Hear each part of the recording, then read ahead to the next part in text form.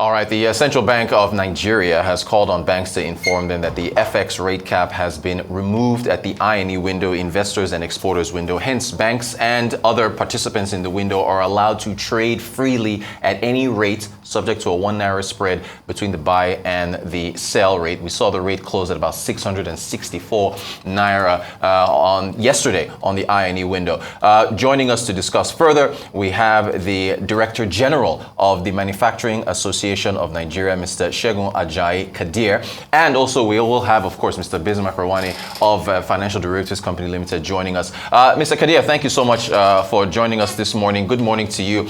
From the perspective of the Manufacturing Association of Nigeria, we're hoping to connect him in just a moment. But once again, the Naira is now freely floating on the investors and exporters window, closing at about 664 Naira to the dollar yesterday. This, of course, has been in line with what President Tinubu said he wanted done. If we look at excerpts from his speech at Inauguration Day, where he said that monetary policy needs a thorough house cleaning and the Central Bank of Nigeria needs to look at unifying the exchange rates. And there's his quote there: monetary policy needs thorough house cleaning. Central bank must work towards a unified exchange rate. Over the last 16 days, we have seen the administration make a number of moves that have telegraphed their intentions to the market. And of course, they include removing fuel subsidies. They also include removing the governor of the Central Bank of Nigeria. They also include signing the Student Loan Act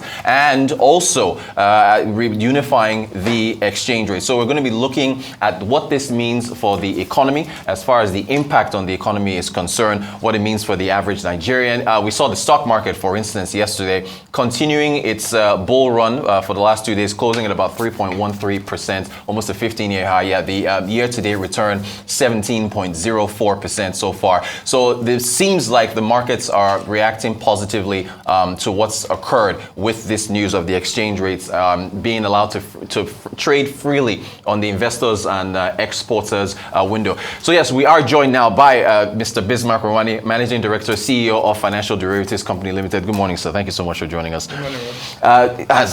First off, I wanted to ask you your reaction to what we've this free float, well, at least free trading of the Naira and the I&E window. I think it's the beginning of a process of one, price discovery, and then interaction in the market. So efficient markets evolve. An efficient market, like I said, the invisible hand is the most efficient hand of making markets into equilibrium. But the reality is that this is a process, because there are foundational problems, structural problems in the Nigerian economy. And if you try to change a window or change some paintings or fixtures in a building, it's different from when you go into the foundation. These are structural problems. So when you take the structural problems and try to deal with them frontally, then there will be an adjustment process that follows. So the announcement is one thing. The adjustment process, one, fiscal adjustment, where you actually begin to change the things you buy and the way you behave. But fundamentally, the mental adjustment to accept that things are no longer the same. That's where Nigeria is. So we've gone, like the 5 stages of grief, we've gone from denial to annoyance to negotiation to acceptance. Yeah. So we haven't got to acceptance yet, but people are still in shock and denial. People are going to get angry, right? And then they would negotiate and then finally accept. The supply, okay, so what do you make of how the market has reacted? We saw the stock markets yesterday and even on Monday. How are you interpreting that? Is it? The stock markets are simple. Buy on the rumor, sell on the news. So I wouldn't pay too much attention to how stock markets react, but it's a sign of confidence. The hard work is just beginning. Yes. Right? When you announce the free floating of the currency and unification of rates, 2 minutes later, those rates are out of equilibrium already. Right. So it is the discipline to make sure that the crony capitalist system, the rent-seeking system, the influence peddling system, right, is dismantled. The institutional reform is more important than the policy change. The institutional reform, because even if you don't reform the institutions, even if you brought the Pope to become the head of the Nigerian Monetary Policy Committee or whatever, or the central bank, it won't take long before he gets married to the natives. Okay. And so you will have the same outcome. Yes. What did you make of the quotes from the president when he said monetary policy needs thorough house cleaning? Is that in line with the reforms you're talking about? And then he also said that that's not. No, those are policy statements. But what about the removal of the central bank governor? No. Personnel changes. Say, let's take it. Certainly. Policy change. Yes. Personnel change. Institutional reform. Gotcha. Right? So you suspended, fine, that's house cleaning. Right. But the thing is that the institutional reform, the weakness of the institution that made it possible to do those things, you must change that so that no matter who is there, even if the man is a bad man or is a great man or is the Pope himself, he will not be able to do those temporary bouts of insanity which make you do the things that you shouldn't be doing, right? Those things that makes a society tolerant of the intolerable. That must stop. That is what you call institutional reform that supports it. Right now, everybody is in Abuja struggling for one job or the other and all that. But that doesn't solve the problem. People changes won't solve the problem. It is institutional reform that makes it impossible for impunity to take place. Then we're there. It doesn't matter who is there. The country will run full speed without any problems. What do you make of the supply of FX to come in at this point? Has a signal been sent to foreign investors that you think will bring supply into the market? Okay, let's try and understand it. Yeah. You see, there's a structure, there's a demand structure and the supply structure. Because the supply was short, right, and the price was manipulated downward, there was a gap. What you've done really is to move the price up so that the demand gap, that is excess demand, will shrink, and that automatically translates maybe into an optimization of supply. That doesn't increase the supply because that's the first move. Right. It's when people see that you are serious, then people begin to bring money in gradually. It's not a chemical reaction. Right. So we are saying the right things. We are doing some of the right things. We are still doing some dumb things, but eventually we will get to the point where our words, our deeds, our thoughts will all be aligned. Therefore, at that point in time, you don't need to tell anybody. The money will come in, and that will give you the supply. But you must note, one, that the invisible flows that come into Nigeria, they still come into Nigeria, but they come in what form? They come in cars, all sorts of things, goods and all that. That shouldn't be the way. That's inefficient. It adds to the transaction cost, and it actually is a burden on the people.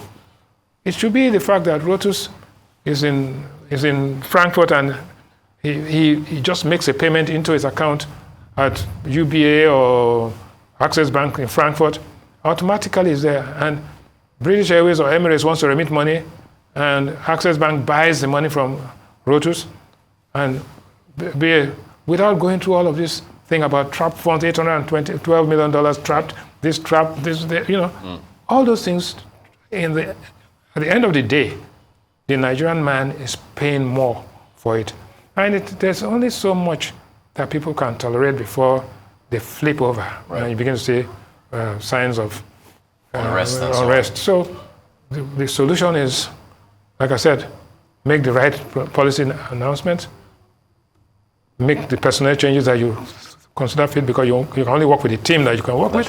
Then eventually you now come and sit down and carry out institutional reform, which will actually transcend and outlast various administrations. And that's how history is made.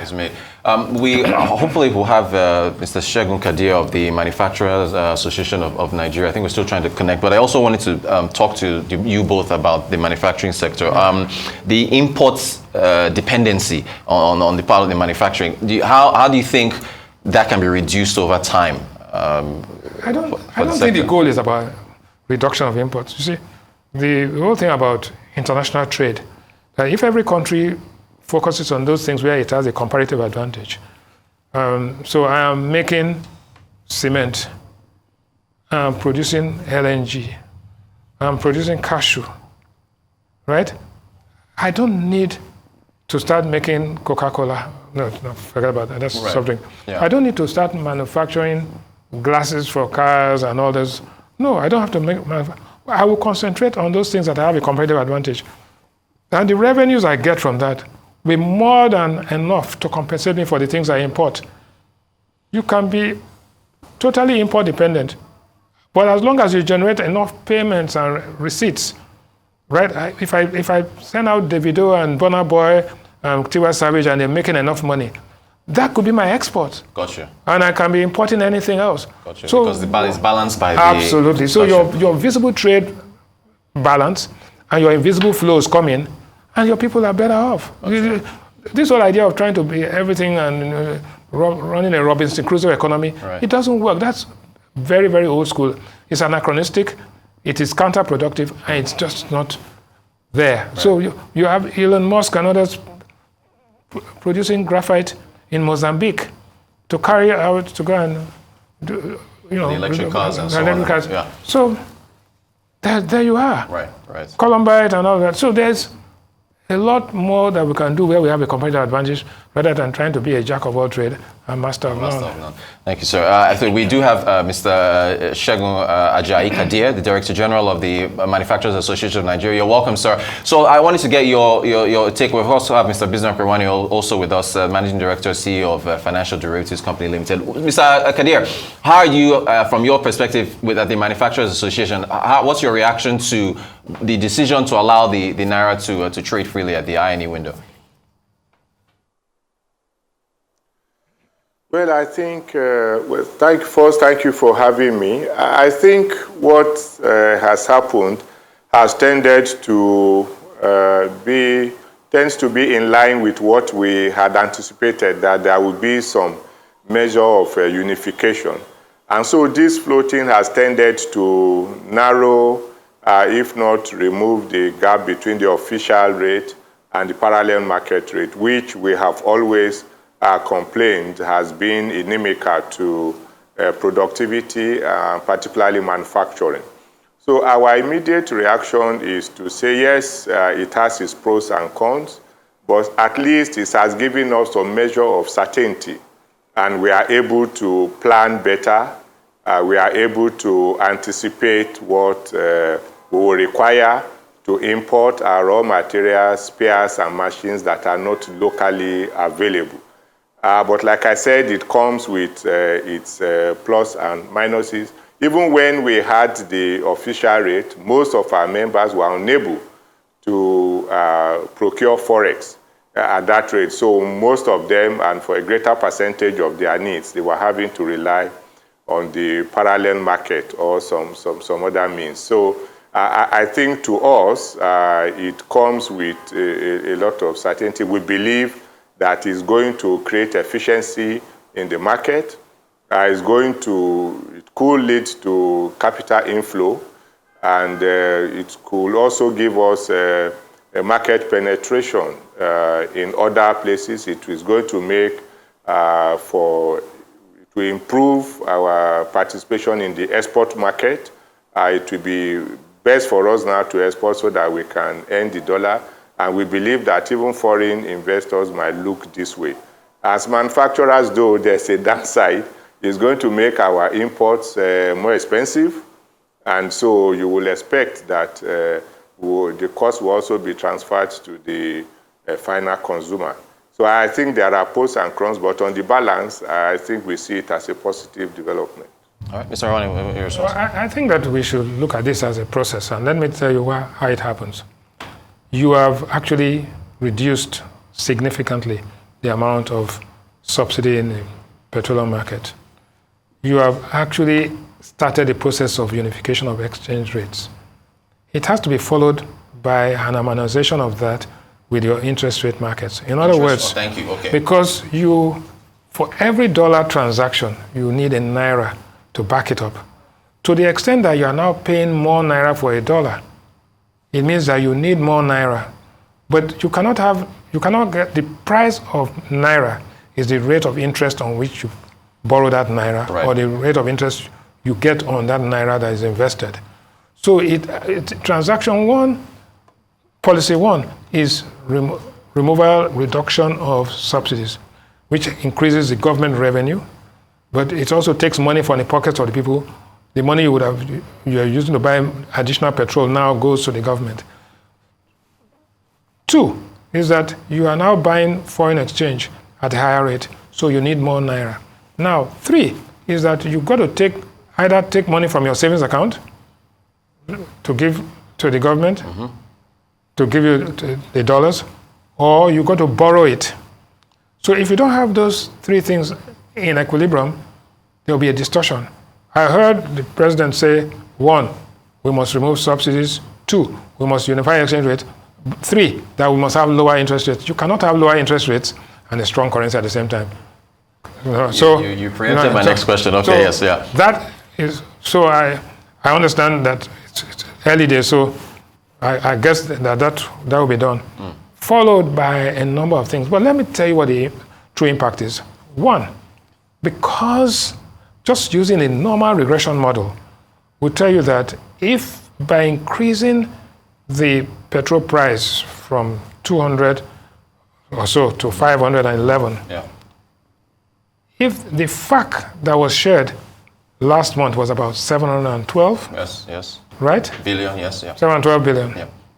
And those, because NNPC has more money to give to the dollar equivalent to the Nigerian government, and converting it not at 461 but at 751, our projection shows that the FAC should go anything from 710, 720 billion Naira to about almost 1.1 to 1.2 trillion Naira next month. Right. So the question is that if all the governments in the country got only 710 billion Naira last month and now get 1.2 trillion Naira this month, what are they going to do with the 1.2 trillion Naira to have an effect on the welfare of the people? Right? Yeah. So is this just a raid to take money from the people and use it to run the government? Or is it a deal in which the people are paying and the government is giving in return quality service, since the government is a servant of the people? Right? So that's the thing. Right? I think we've got to see that. So the government gets more money, the people have less money, but the people's expectations are higher for things. But the good news is that because of that, right? And because people are changing their behavioral patterns and what they are buying, they are making substitution decisions. Right? I can't eat yam, I'll eat gari. I can't eat butter, I take margarine. I'll take 2 cubes of sugar instead of 4 cubes of sugar in my tea. Now they are spending less. They're getting less quality, less quantity, and their tolerance level is actually limited. Now the government has to deliver to the people. They have to deliver to the people in terms of output, infrastructure, education, health, and all of that. So once you have that, in the final analysis, the people and the country is better off. But if not, if people go there and say, okay, from 710 billion, we have 1.2 trillion, and the party continues, people are out there sharing for spoils, looking for all sorts of goodies for themselves, then these people that have paid out money, these people that are suffering with higher expectations, they are not going to take it for too long. The question is, the picture is very clear. You must deliver welfare to the people, because if you don't make it possible, then the people will push back, and that's not good. Not good for the country. Thank you so much. So, Mr. Kadir, let me come back to you. I already asked Mr. Rewane this question earlier. The import dependency, you already mentioned it's the other side of the coin, that it would be more costly for you to bring in goods. How do we look at domestic production of the machinery you use in the manufacturing sector? How can we get there, Mr. Kadir? Yes, I mean, there has been several attempts. And our association, for instance, is working very closely with the Raw Material Research and Development Council, as well as NASENI, to try to promote the local sourcing of not only machines and so on, but also raw materials that are otherwise imported. And so there is a continuous effort in that regard. For instance, MAN has signed MOU with these agencies, and we are dealing with them in such a way that we'll be able to reduce our dependence even on importing those machines. But you agree with me that there is also the issue of the capacity of the local environment to make those technologies, to make those machines available. So what remains the issue is how we'll be able to source them. And I think while Dr. Rewane was talking about government delivering on the people, I mean, that is so true, and so true.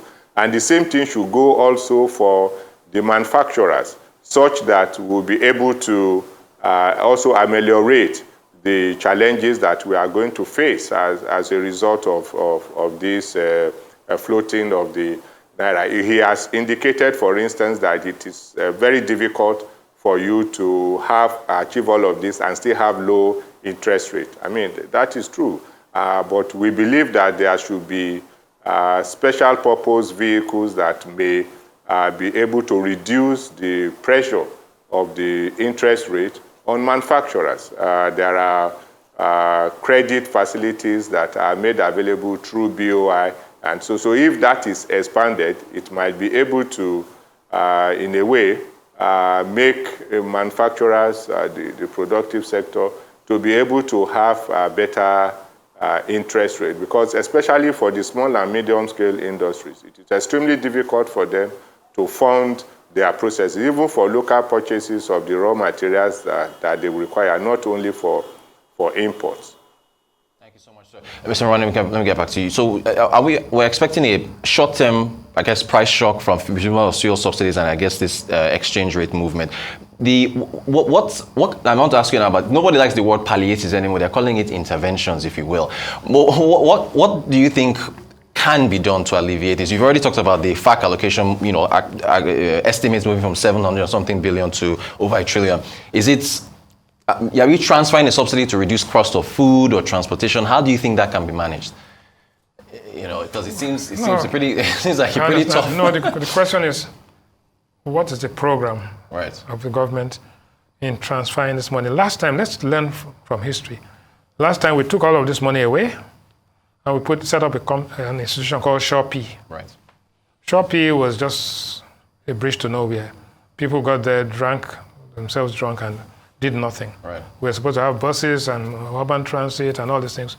Good ideas, no action, nothing happened. What happened? The economy went into a recession. So my view is always that why don't you even give the people something first and then recover it from them? So the people get the plus first before they get the minus. Now they get the minus first before they get the plus. So if I were to be looking at this thing sequentially, right? You must do things that will affect aggregate output very quickly, right?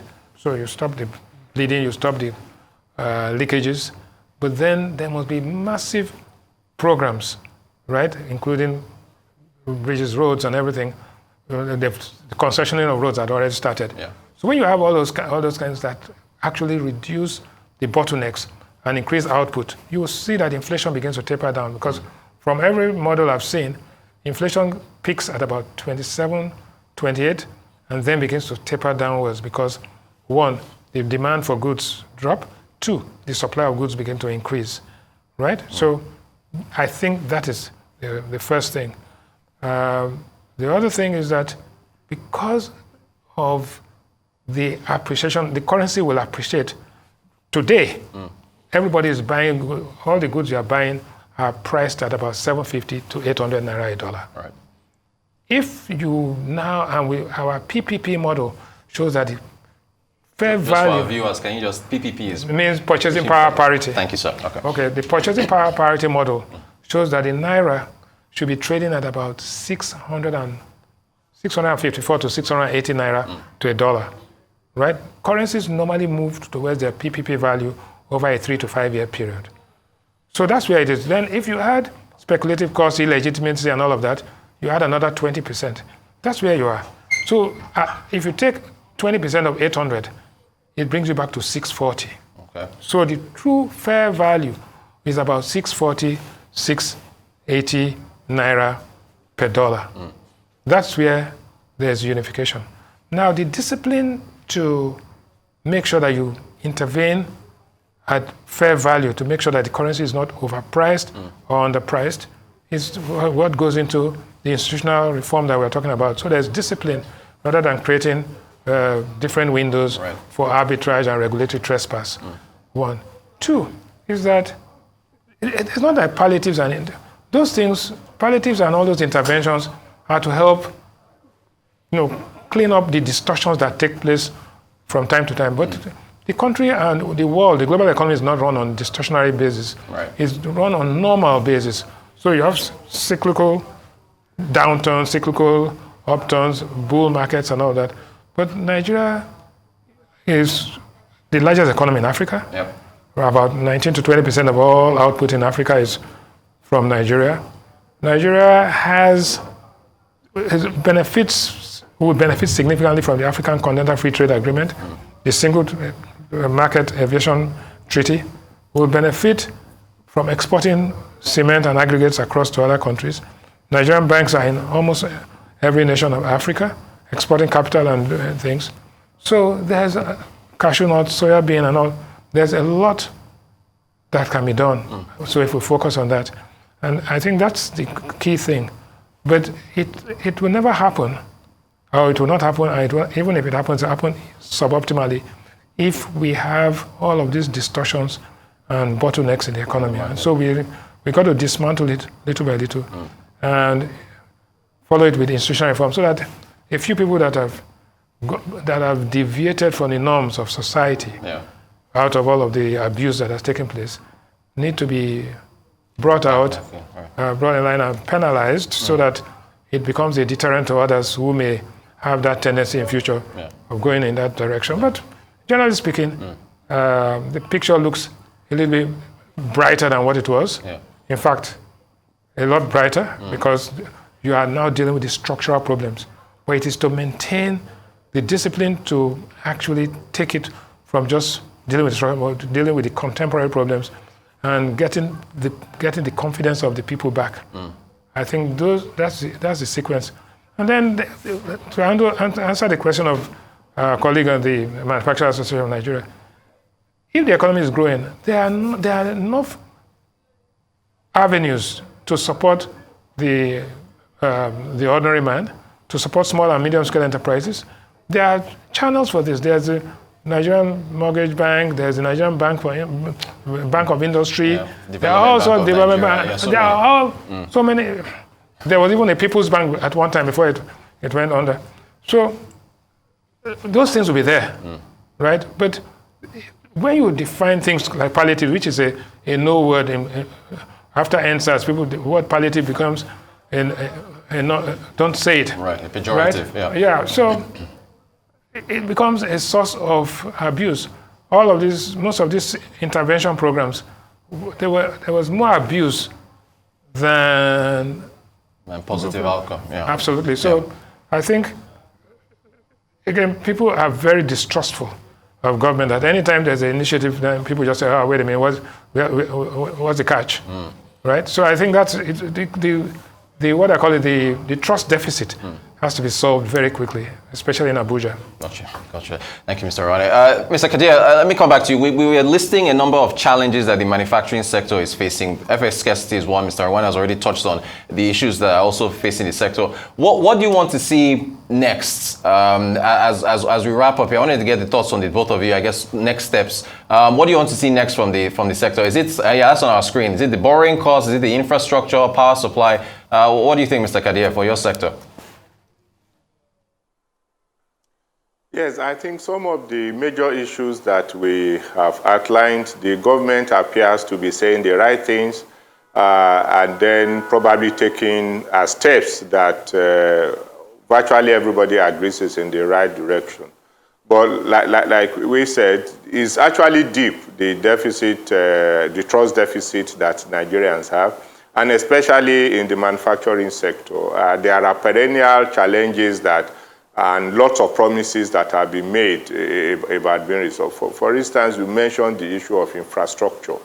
I mean, that is there and glaring for anyone to see. The Electricity Act for 2023, people believe that it holds a lot of promise, and the fact that people can self-generate power and so on and so forth. So I think it has to be followed by fiscal and monetary policy measures that would allow us to easily assess, I mean, take advantage of this law that we have. There are even very low-hanging fruits. Some people even say the fruits are on the ground that government can deal with, and it has to do with the impact of government's fiscal policy, the multiplicity of taxes and levies.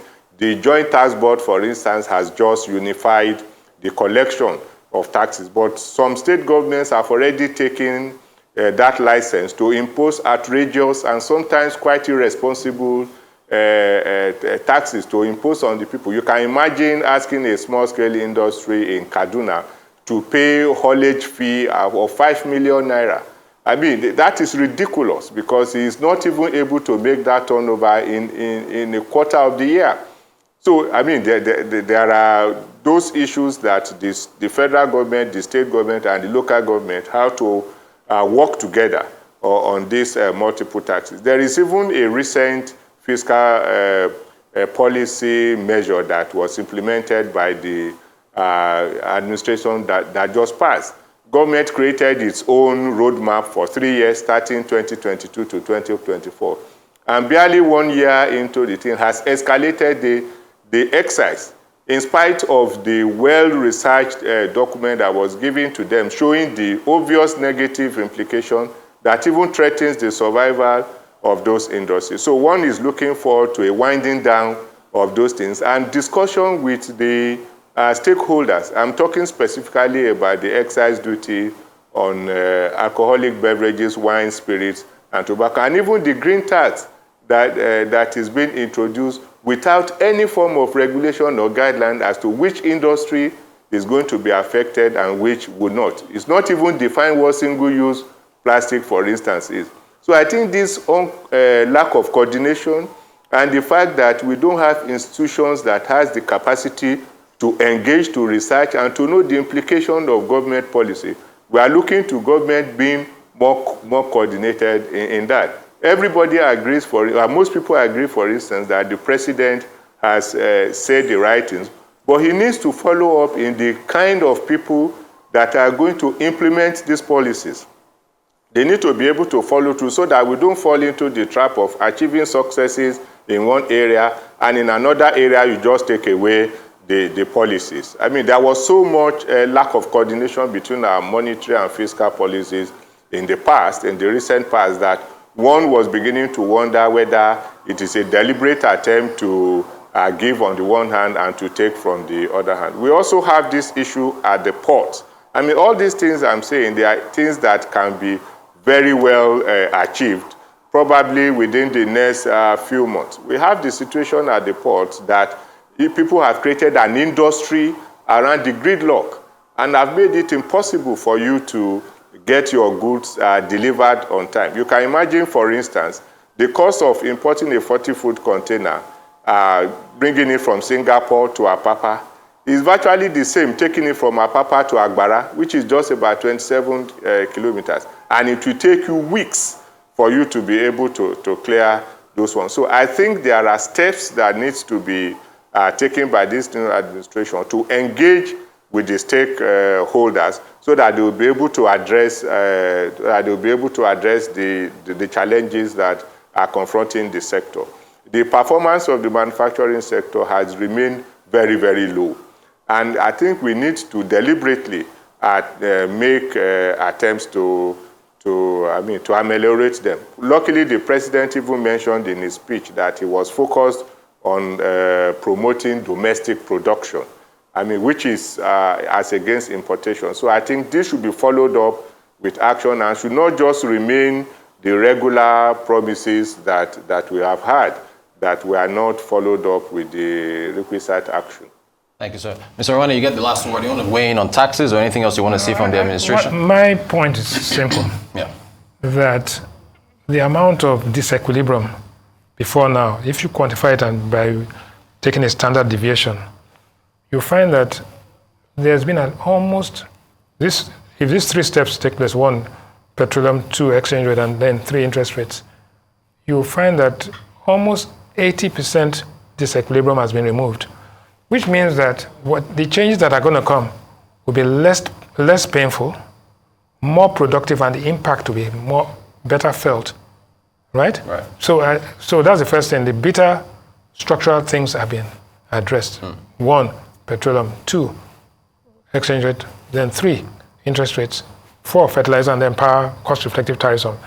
Once you do all of these things, it now comes back to what is the government going to be doing with the money to ameliorate the pain, right, and increase the output. So how you shift subsidies from consuming petroleum to providing education support, providing medical support.